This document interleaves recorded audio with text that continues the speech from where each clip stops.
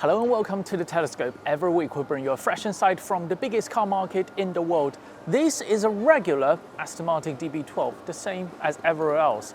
Now on Telescope we normally only feature cars that are either from China or is only available in China, like the Aston DBX we featured before. That car has a straight-six engine that's dedicated only to the Chinese car market because of the way China collects the sales tax on cars. But this is the same DB12 like everywhere else. So instead of reviewing this car, I'm going to give you an overview on the ultra-luxury segment in China. Let's start with Aston, who's kindly supplied this very lovely DB12. They are not doing great, but you will see in a minute nobody is. At least they have good reasons for this, because the entire lineup, the Vantage and DB12 and the DBX, are heading for a refresh. You might wonder, this car has been out for a while in the West. Why is this car still not started delivery in China? It's because of the homologation process here in China. It takes a long time. So we're hearing this might start delivery anytime now, and the facelifted DBX with the lovely touchscreen, the new touchscreen and the infotainment system will start somewhere around October. So this year is sort of a written off year for Aston, but at least they have new products coming online. Rolls-Royce, Bentley and Ferrari are all down 30% year on year, and they are among the best performing ultra-luxury brands. The Rolls-Royce Spectre has been a major success. Reportedly, it has sold out this year's allocation for China in last year's Shanghai Auto Show when it was unveiled. But Rolls-Royce dealerships are experiencing, let's say, higher than normal inventory levels. The long wheelbase Bentayga has also been a major success, but the Bentayga model are feeling the pressure from the latest generation Range Rover. Over the years, Range Rover has been gradually pushing up market, and this current generation Range Rover is threatening the Bentayga. Lamborghini is down about 38% year on year. I don't have particularly good intelligence on this brand, other than the Urus is holding its value a lot better than other ultra-luxury SUVs. McLaren is the worst. They are down 90% year on year, partially because they currently only has the Artura on sale.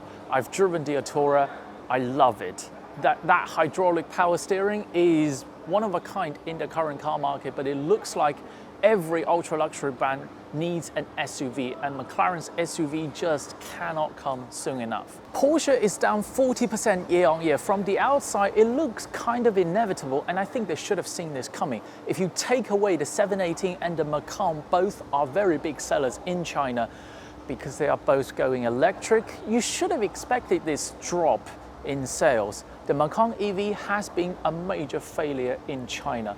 Unlike the Taycan, which doesn't have a lot of competition, the Macan EV has a lot of competitors in China. Even if we discount the kind of very similar Neo EC6 to a side, Porsche still has Lotus to deal with.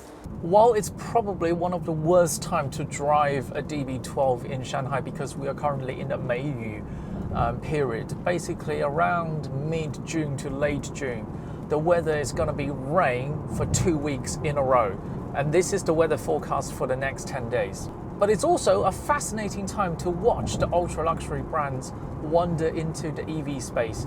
The Rolls-Royce Spectre, the Porsche Taycan has been a success. The Porsche Macan EV, I don't know the situation elsewhere in the world, but in China, it's struggling massively. You might have seen recently some of Porsche's dealerships gang up on Porsche China headquarters because they are feeling the pressure about the absence of the Macan, petrol-powered Macan. I'm also not that optimistic about the prospects of the all-electric Range Rovers in China. The Porsche Taycan can succeed in China partially because it's out on the market that early on. It doesn't have that much competition. But in the electric high-performance SUV sector, I think experienced Telescope viewers know what it's like. Weirdly, that means cars like this will probably stay for a while because there is not that many electric sports cars on the market. With all due respect to the MG Cyberster, I don't think that will affect the sales of the DB12. And the DB12 is not about outright performance and agility either. With that being said, I must say this DB12 feels a lot more performance orientated than the previous DB11. Because Shanghai has been raining like this for the last 2 weeks, I have to drive this car very carefully in very congested urban traffic. And the DB11, I have to say, is a much more relaxing car to drive in this kind of traffic, in this kind of weather.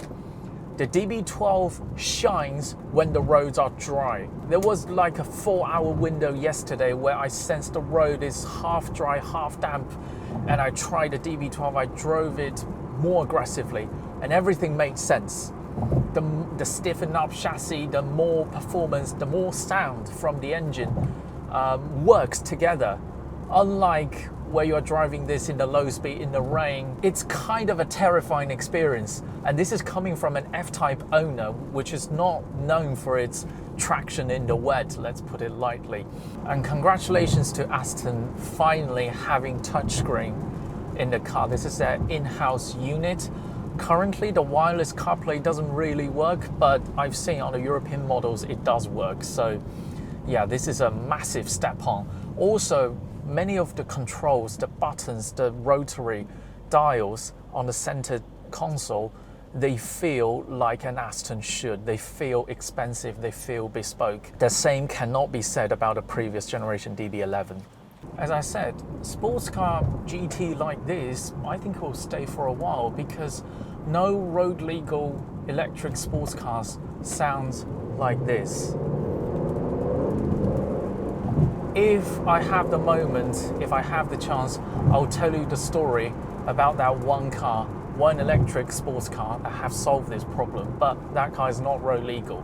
And even fewer cars look like this. I don't think electric sports cars can invent a new kind of aesthetics to tell everyone, wow, no front overhang, no L113 is the way to go.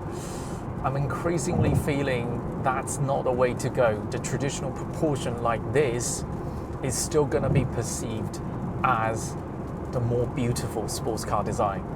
That is all from the Telescope today. If you enjoyed this video, keep watching, keep subscribing. More videos coming along very soon.